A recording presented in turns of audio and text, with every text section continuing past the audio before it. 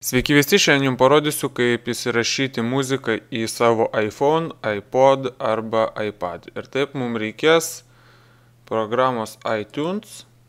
Jis yra tiek Windows'am, tiek Mac'ui sukurta. Reikės pajungti savo iPhone arba iPod arba iPadą. Ir 11 versijoje iTunes jūs pamatysite dešiniai viršui parodyta iPhone.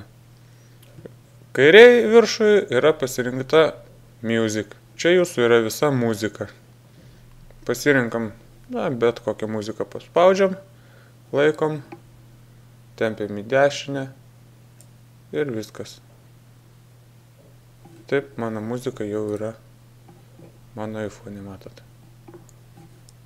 Jeigu jums reikia daugiau negu vienos muzikos, paspaudžiat ant muzikos, laikot Command mygtuką arba Ctrl ant Windows, pasižymite kelias dainas ir lygiai taip pat nutempiat į savo iDevice'ą.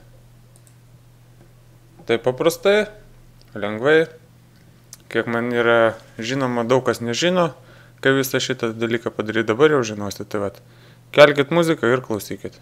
Ir tai yra pirmas būdas, kurio galim pasinaudoti, kaip įkelt muziką. Antras būdas yra užeit ant Music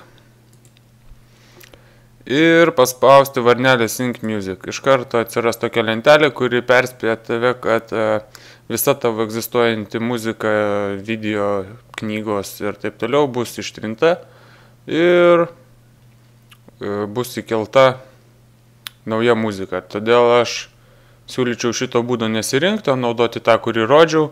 Tiesiog rankom gražiai persitempiam, ko jums reikia ir viskas. Ir taip liks senoji muzika ir video visą kitą, kas buvo iPhone ir kitam jūsų iDevice'e ir nauja muzika, kurią jūs įkelsit.